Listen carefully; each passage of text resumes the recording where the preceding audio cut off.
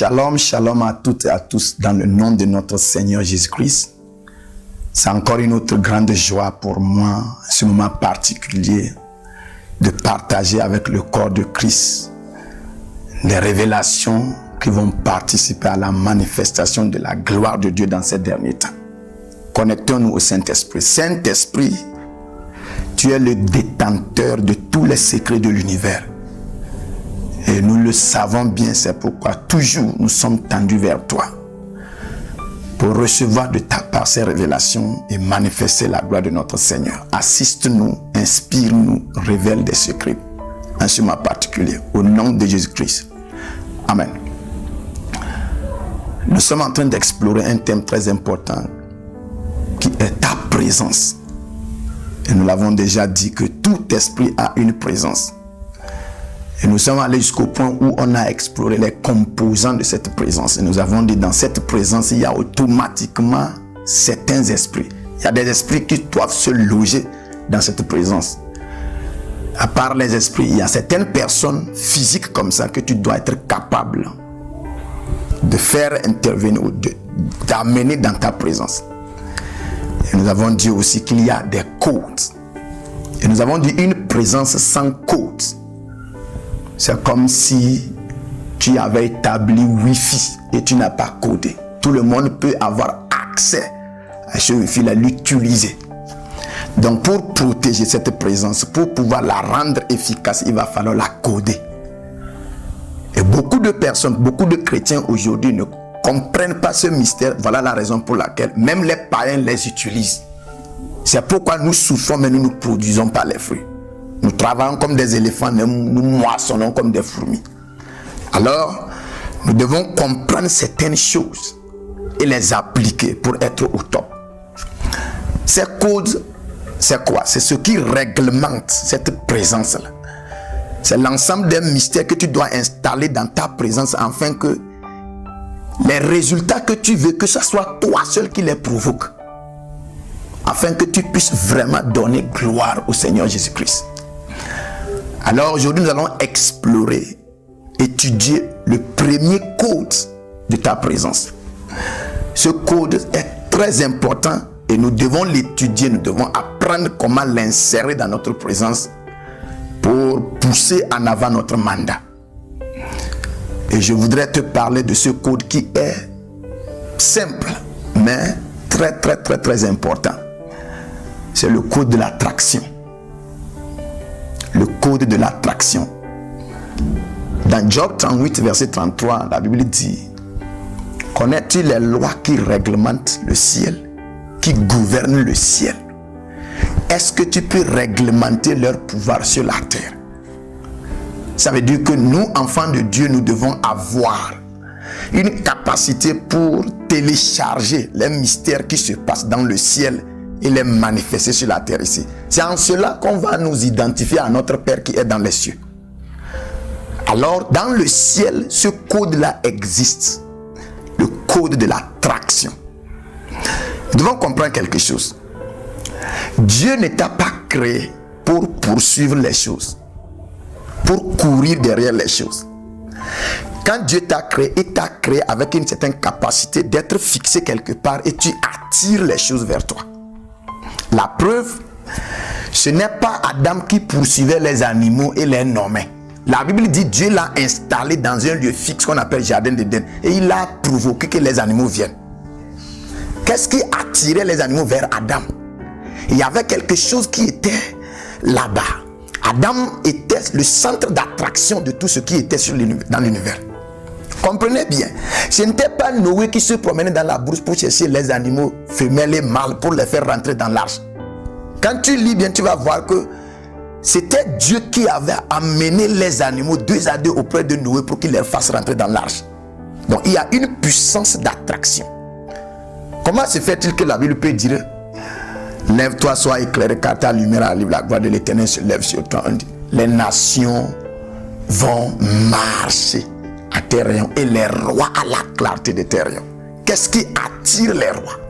Il y a quelque chose. Mais lorsque l'ennemi est arrivé dans notre société, il a interverti les choses. Au lieu que ce soit nous qui attirons les choses, plutôt c'est nous qui poursuivons les choses. Tu dois comprendre quelque chose. Lorsque tu te mets à poursuivre les choses, tu perds ta position. Et quand tu perds ta position, tu ne rattraperas jamais les choses que tu poursuis. Mais lorsque tu te focalises et que tu provoques la force de l'attraction, ça sera les choses qui vont venir vers toi. Et c'est comme ça que Dieu nous a créés.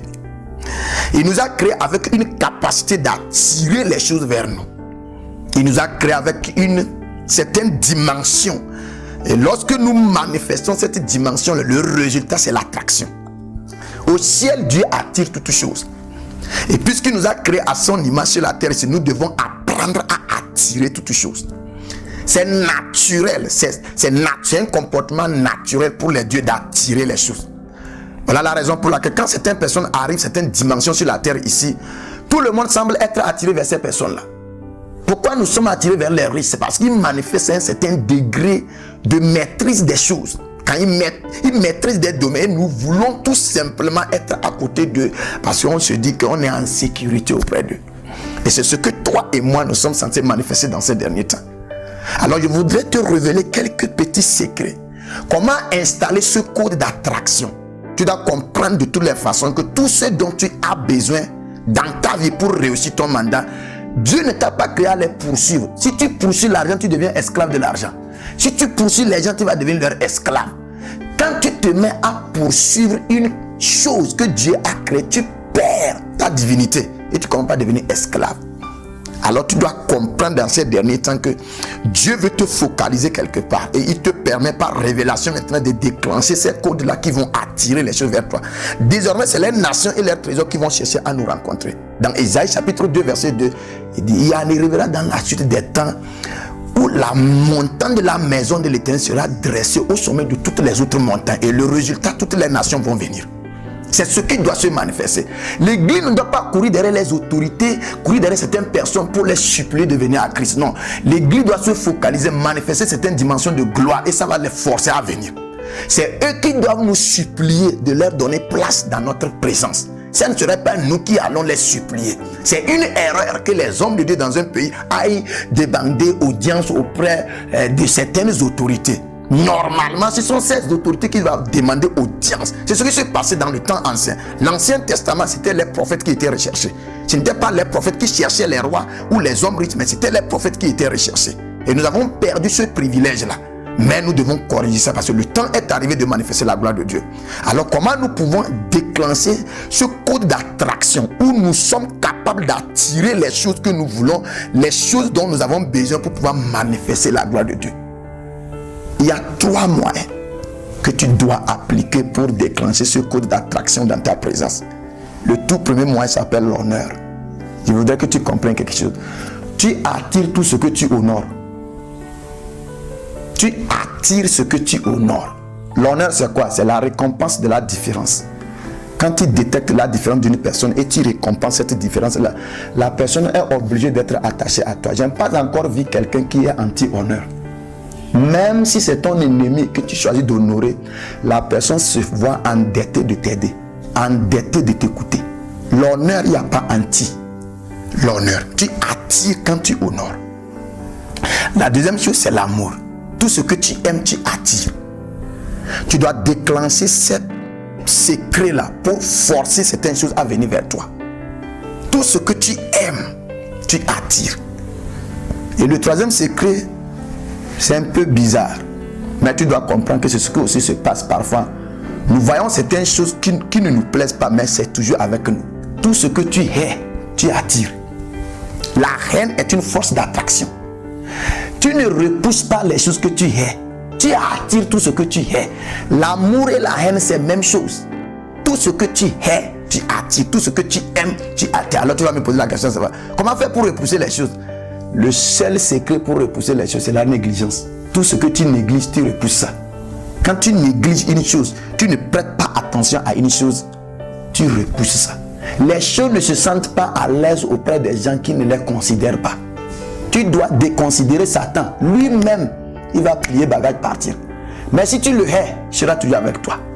Les païens aiment Satan, ils ont Satan avec eux. Les certains chrétiens bébés haient Satan, Et toujours, ils ont Satan avec. Nous devons dépasser cet homme-là. Jésus-Christ a dit, voilà Satan, il n'y a rien entre lui et moi. Alors, il ne peut pas opérer dans ma présence. Alors, c'est trois secrets. L'honneur, l'amour et la haine. Et quand tu établis ça dans ta personnalité, ça affecte ta présence. Tu vas voir, commence par voir qu'il y a certaines personnes qui sont forcées d'être avec toi. Il y a certains esprits qui seront forcés de rester auprès de toi. Il y a certaines richesses qui ne peuvent pas te voir et passer. Ces richesses-là vont chercher tous les moyens possibles à stagner auprès de toi. C'est la force de l'univers, l'attraction. L'attraction, attirer les choses. Je voudrais que tu comprennes qu'on a toutes les forces nécessaires pour changer ce monde-là. C'est simple. Et quand tu appliques ça, les gens vont croire que, ou bien tu es surnaturel. Tu appliques des secrets simples. La loi de l'attraction. Et si dans ces derniers temps, tu appliques cette loi dans ta présence, tu vas te réveiller comme ça. Et tu vas trouver que les choses sont alignées, t'espérant, t'attendant. Qu'est-ce que tu désires? Nous sommes là prêts pour faire.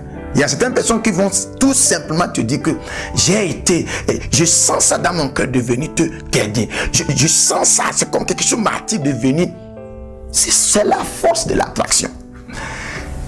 Tu avais entre-temps, Paul était en train de prêcher à Agrippa. Agrippa dit, tais-toi, sinon tu risqueras de me convaincre à devenir un chrétien. Il y a certaines choses, quand tu fais ça, païen n'a pas le choix, il te suit.